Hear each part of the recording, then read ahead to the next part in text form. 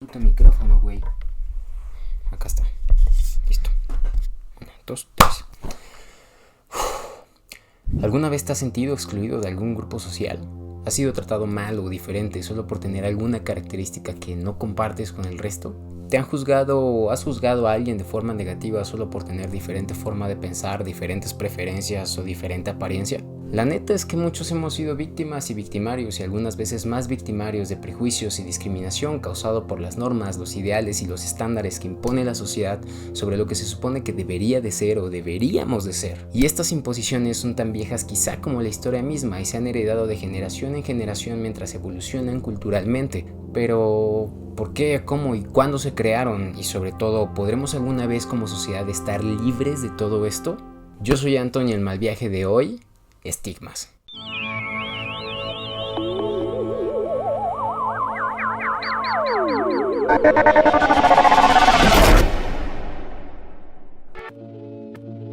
El otro día, mientras miraba algún noticiero, no recuerdo cuál, escuchaba una nota sobre un nuevo estigma asociado al COVID-19, en donde ciertos grupos de la sociedad comenzaban a ser discriminados debido a la necesidad de otros grupos de buscar culpables, esto congeniado con el temor a las enfermedades y a la muerte. Y por otro lado, debido a un profundo amor a los chismes que generan mitos y rumores. Pero bueno, la noche llegó y la diarrea mental no se hizo esperar, así es que las dudas invadieron mi de por sí ya muy distraída mente, con cuestiones como ¿qué chingados es un estigma?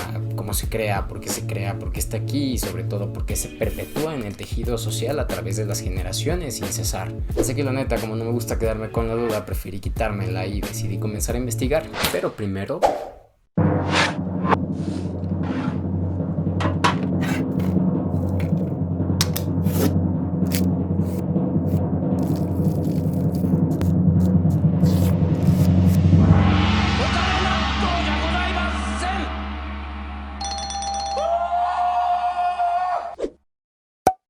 Para investigar al respecto acudí al famoso ensayo del sociólogo canadiense Erving Goffman.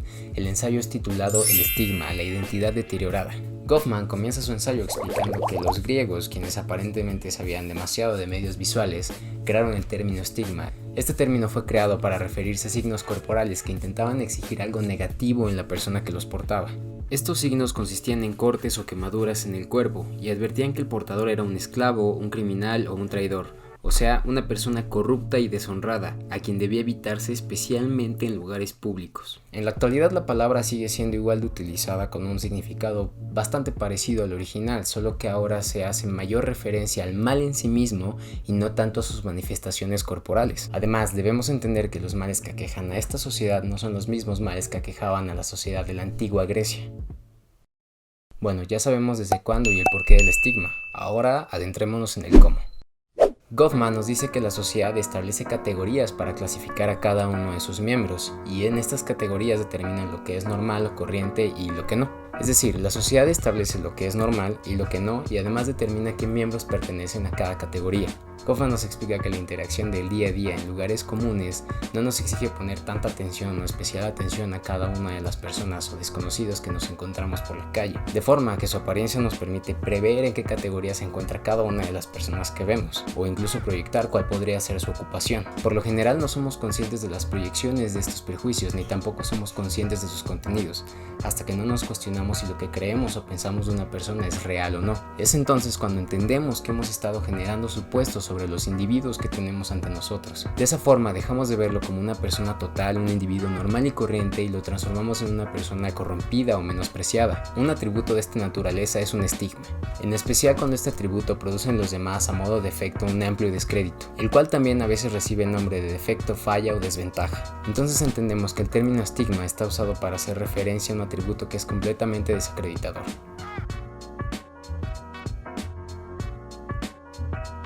Erving propone mencionar 3 tipos de estigma: las diferencias morfológicas, que ya sabemos cuáles son, defectos del carácter del individuo o atributos sociales, como la falta de voluntad, deshonestidad, pasiones tiránicas o antinaturales.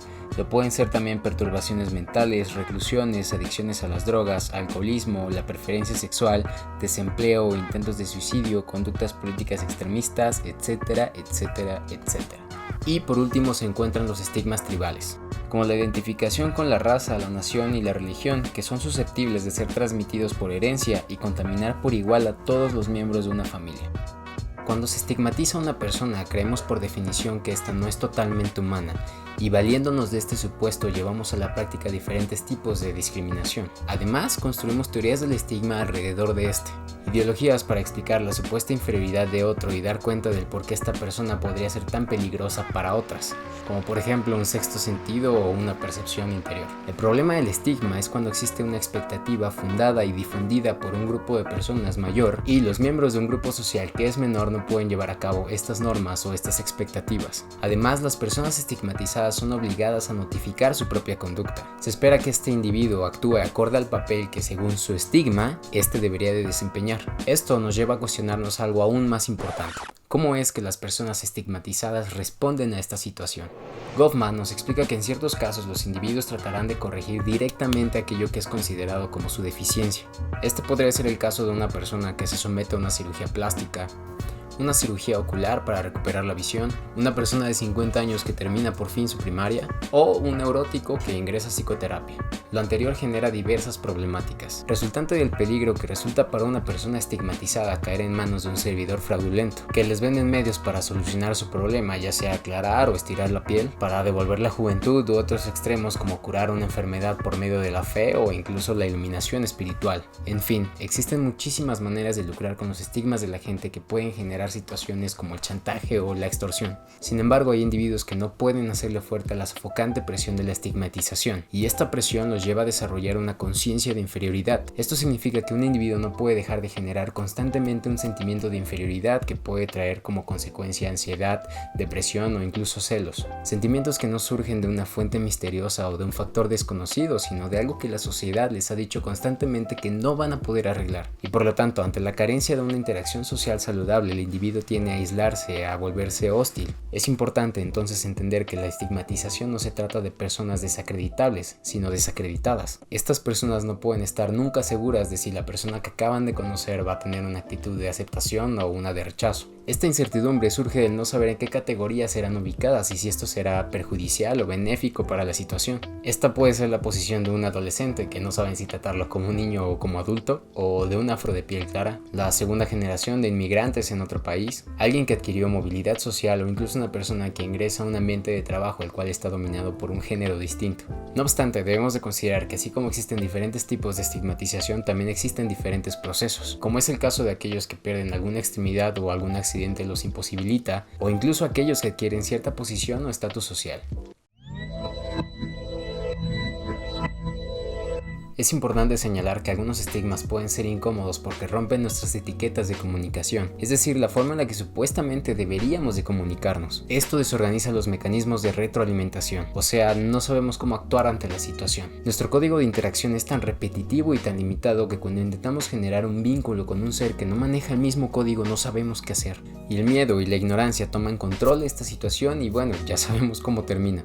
Por otro lado, el individuo estigmatizado puede también intentar corregir su situación de forma indirecta, dedicando enormes esfuerzos para dominar una actividad que se supone que personas con su defecto no podrían llevar a cabo, de forma que se puede utilizar un estigma para obtener beneficios secundarios. Es importante señalar aquí que la estigmatización ha generado en respuesta organizaciones que han producido movimientos importantes en la sociedad, ya que los individuos poseedores de algún estigma tienden a formar agrupaciones en las cuales brindan apoyo y ayuda a personas que comparten estos atributos. Estos grupos pueden variar, desde clubes de ayuda para divorciados, adultos mayores, problemas con sobrepeso, adictos o exadictos, etc.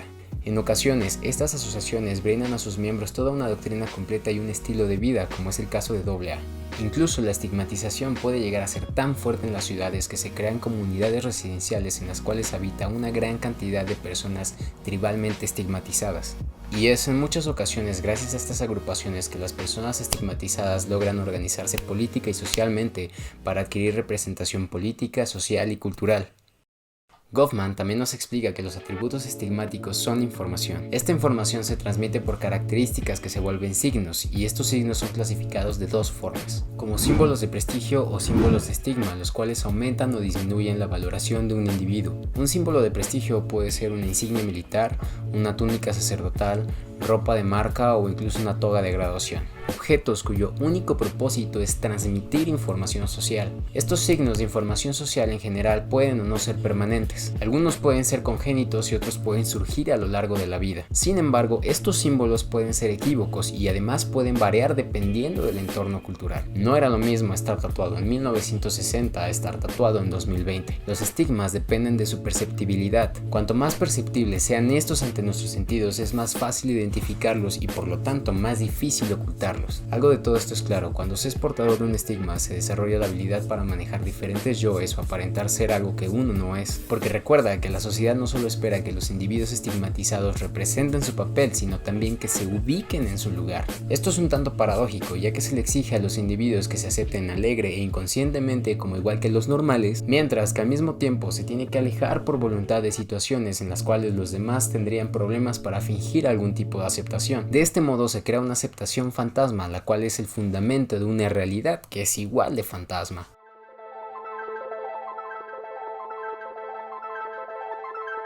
Por lo tanto, debemos de estar conscientes que los estigmas generan expectativas primordialmente negativas sobre las personas. Las estigmatizaciones tribales, por ejemplo, nos hacen creer que una persona que tiene un color de piel más oscuro es más propensa a realizar un crimen como un robo o un asesinato. ¿Es porque soy negro? Y de la misma forma no nos esperamos que un estafador sea una mujer o un especialista en lenguas antiguas, pero no nos sorprende que sea un obrero o una persona de clase urbana. Lo mismo pasa cuando creemos que debido a estos atributos tribales las personas tienen mayor tendencia a realizar actividades delictivas, cuando en realidad estas actividades son detonadas por el entorno social en el cual estas personas se ven desenvueltas en el día a día, y no porque su atributo estigmatizador les dote de alguna vocación por la criminalidad. Todo lo anterior mencionado constituye un control social, de forma que todo el tiempo tenemos que estar ocultando defectos a nivel micro y macro dependiendo de cuál sea nuestro atributo estigmatizador y también dependiendo de cómo sea la relación con las personas que nos rodean. Esto empuja a muchos a vivir una doble vida, creando diferentes y creativas maneras de ocultamiento que nos obligan a mentir sobre nosotros mismos, de manera que se puedan ocultar los atributos estigmatizadores y así limitar la cantidad de información que se transmite hacia los demás miembros de la sociedad, creando todo tipo de disfraces sociales que con el tiempo solo producen ataduras, encapsulamiento y autorreprimiento. Es importante entonces observar que los estigmas afectan en diferentes dimensiones de la vida, desde situaciones sociales, laborales, académicas, legales, económicas e incluso en materia de salud. Por ejemplo, la fealdad, ser padre o madre soltera, estar divorciado o viudo, etc., son estigmas que afectan principalmente a la dimensión de la vida social. Y, por otra parte, ser exconvicto, exenfermo mental o exadicto son situaciones que repercuten en las dimensiones laborales y sociales, y así afectan en cada uno de los diferentes estigmas que aplican en la sociedad, y la lista es muy larga.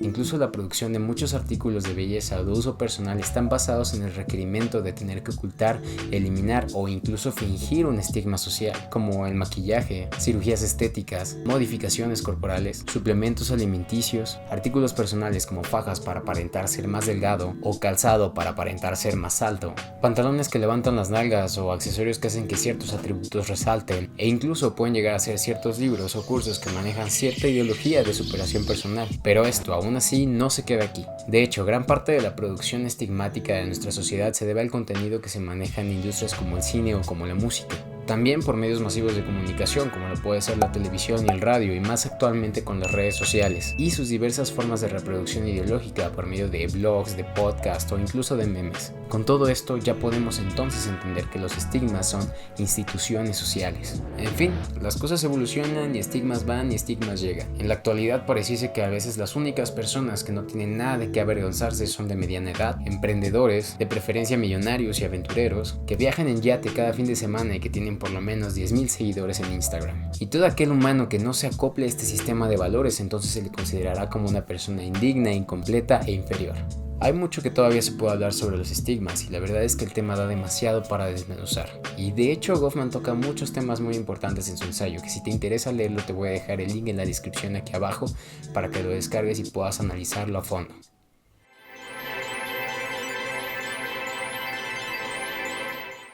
El mal del estigma no significa nada en sí mismo. Las personas no deberían de avergonzarse de él o de otros que lo poseen, ni tampoco comprometerse tratando de ocultarlo, pero influye fuerte y constantemente en la forma en la que percibimos a otros y en la que nos percibimos a nosotros mismos, pues estos son parte de nuestra configuración. Son información que recibimos la mayoría desde pequeños en diferentes presentaciones, ya sea por la reproducción ideológica de nuestros padres por medio de un consejo o una lección de vida, o toda la información que absorbemos a lo largo del tiempo del entretenimiento que consumimos. Como sea, la estigmatización es un factor ideológico-cultural y no puede entenderse sin una referencia a la historia, al desarrollo político y a las estrategias habituales de cada sociedad. Esto va a depender del lugar donde vivas, tu posición económica, tu color de piel, tu edad, tu sexo, tu estado de salud, el desarrollo de tus habilidades, tu ocupación, tus gustos, tu personalidad, tu familia, tus amigos, tu pareja, tu expareja, tu pasado, tu presente y probablemente tu futuro. No importa quién seas, qué hagas o a qué te dediques, en algún lugar del mundo, en algún momento de la historia, tú también puedes ser estigmatizado. Es muy difícil hacer cambiar a los demás de parecer y no es sencillo modificar la percepción que otros tienen de ti y sinceramente esa no es tu chamba, pero podemos comenzar a cambiar las ideas que tenemos sobre nosotros mismos y las ideas que tenemos sobre los demás. Y puesto que lo implicado son roles de interacción y no individuos concretos, quizá deberíamos dejar de hacer tanto énfasis en suposiciones, comparaciones y en aquello que nos hace superficialmente diferente y deberíamos de comenzar a observar aquello que nos hace igual a todo lo que nos rodea. Los estigmas llevan consigo un sinfín de lamentables historias. Se han llevado a cabo hechos atroces y muchas personas han sido víctimas de crímenes horribles tan solo por ser estigmatizadas. Por otro lado, los estigmas han propiciado la generación de culturas alternas que han resultado ser más fraternales y empáticas. De esto han nacido hermosos géneros musicales, interesantes corrientes ideológicas, increíbles propuestas artísticas y movimientos sociales que han creado un gran impacto positivo en las sociedades modernas. Afortunadamente han existido muchos humanos que han dedicado su vida a generar movimientos para cambiar la percepción que se tiene sobre ciertos grupos excluidos, que nos han enseñado que el potencial de las experiencias, el potencial de las relaciones